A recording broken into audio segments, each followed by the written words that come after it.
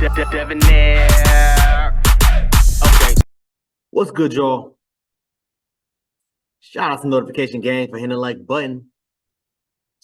And if it didn't even start yet, y'all the realest ones in it. I appreciate you anyway.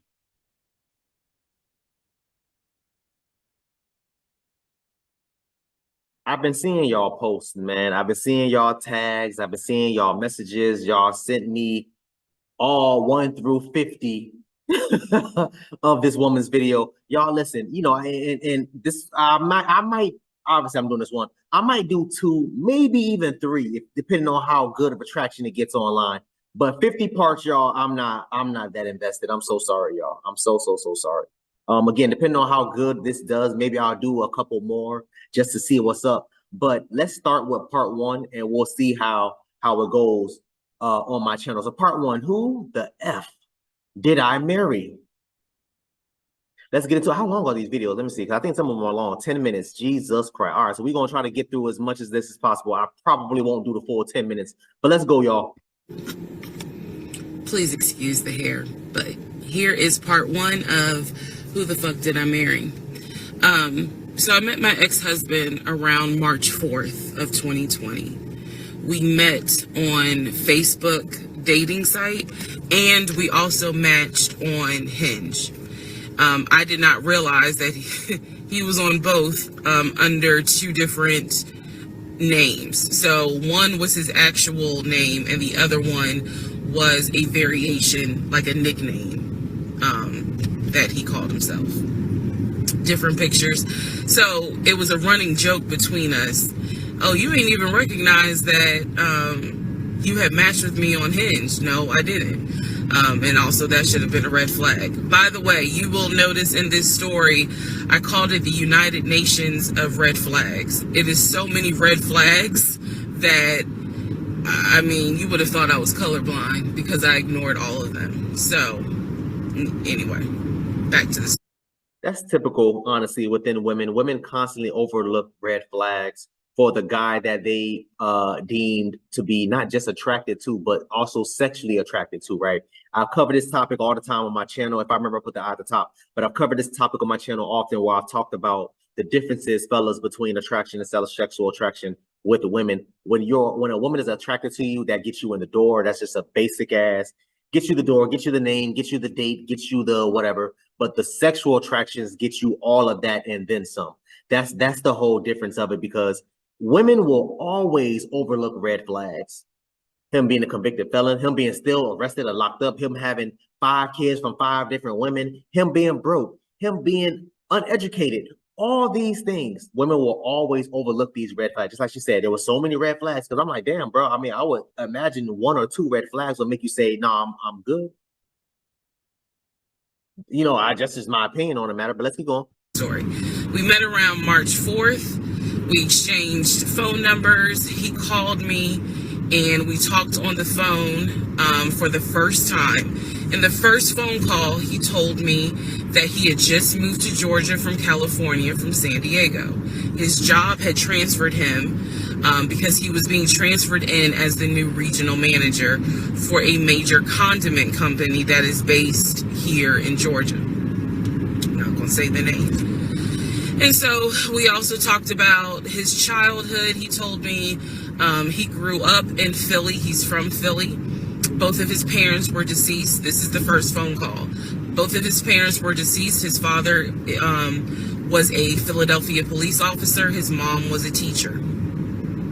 He also told me he briefly lived in Augusta with his family. He had 2 brothers and 2 sisters. He also had 2 half-brothers on his dad's side. First phone call. So I'm just giving you guys the backstory. This was the first phone call we had. So we talked about family. We talked about friends. We talked about our jobs. At the time, I was working at Georgia State Patrol. And he knew this, and he just thought that was like, wow, you know, so you work with troopers all day. Yes, I did. Also in that phone call, he explained to me that he used to play football. He explained that he used to play arena football. I know nothing about arena football.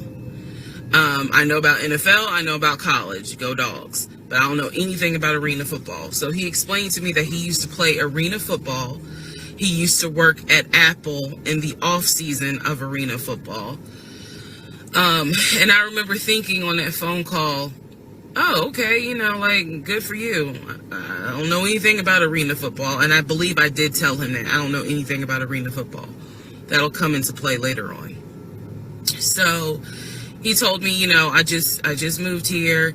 My job is paying for my housing and they're helping me to look for a house. He was like, right now I'm in Gwinnett County, but I'm trying to look for a house, ideally in Atlanta, like Brookhaven, Sandy Springs. He was like, I really would like to move out there. And so I thought, you know, that's great. You know, you're looking to get a house. You just moved here. He was like, I don't really know too many people here because I spend all my time at work and, you know, this job is really demanding. So that was our first phone call. We talked more. He talked a lot, which took me by surprise because I'm not really used to men talking more than me. He eventually asked me out on a date. Our first date was set for Saturday, March 7th, 2020. He asked me what was my favorite restaurant. I said Cheesecake Factory. And so we agreed to go out at the Cheesecake Factory in a location that was in between. I lived in Clayton County at the time. He lived in Gwinnett County. I realized that if you don't know anything about Metro Atlanta, that makes no sense. But basically, we lived about 45 minutes apart. So we agreed to meet at the Cheesecake Factory over at Perimeter Mall, which is in an area, Sandy Springs, Dunwoody area. I was excited. Like, I called my friends and was like, I got a date, you know, blah, blah, blah. We'll see how it goes. First conversation was good.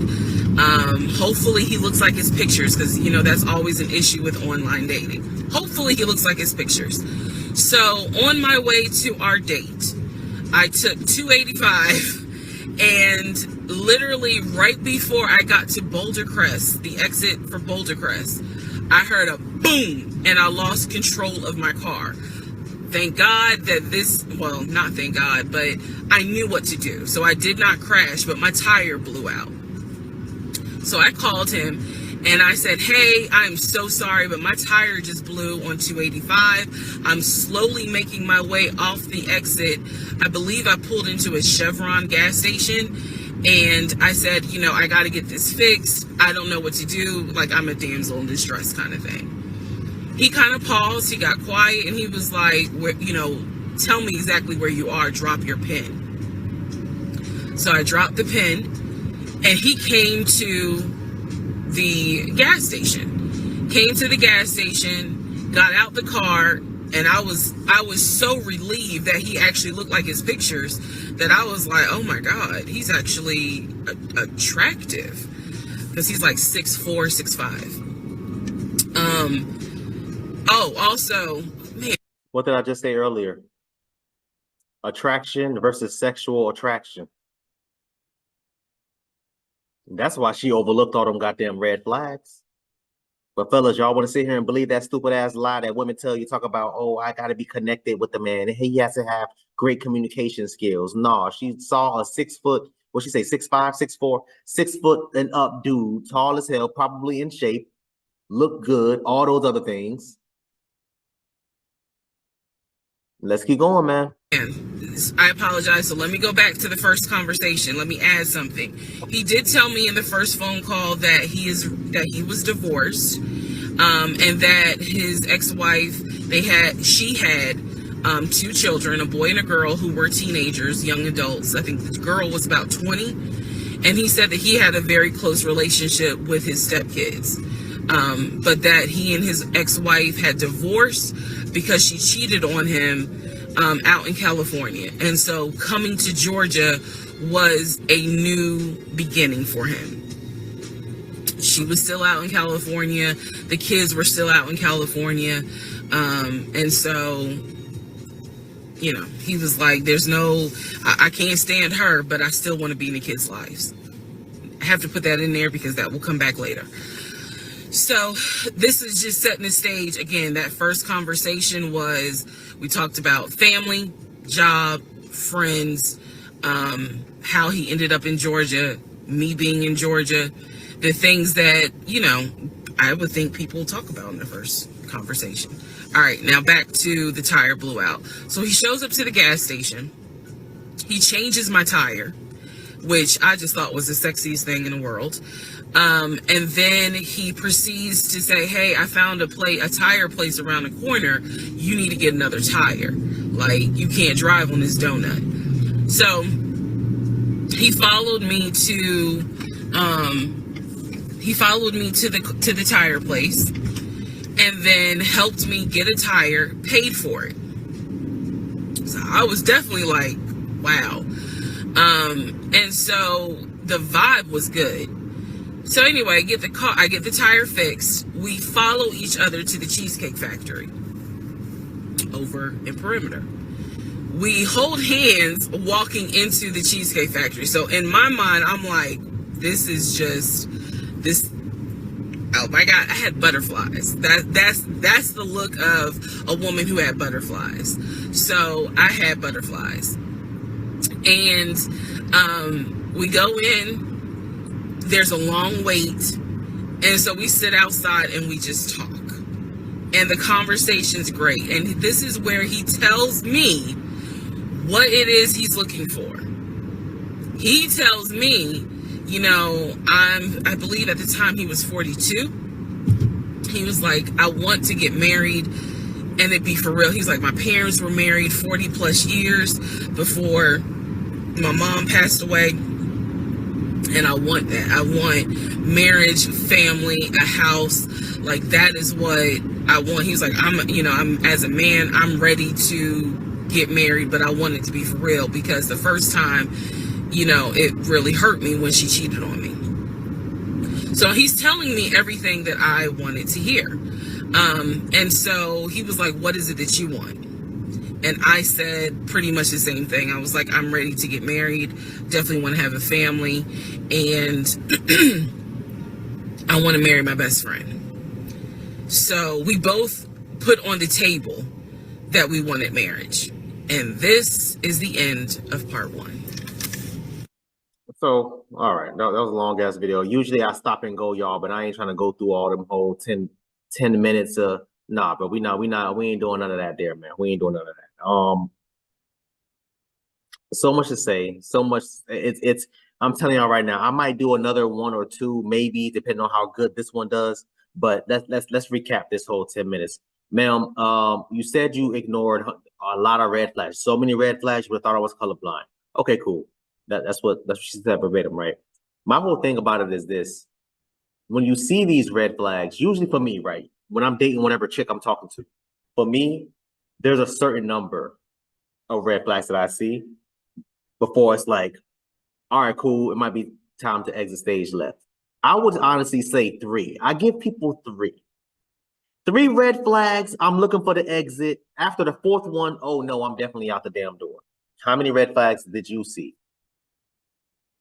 How many red flags did you go through before the marriage came into play? Because again, like I said, it's about attraction and it's about attraction versus sexual attraction. That's really what it boiled down to, man. But that's part 1, man. I mean, we'll see how good or bad this one does, and then I'll do a couple more. We'll see what's up, man. I want y'all to comment down below. Let me know what y'all thought about this video, man. Thanks for watching.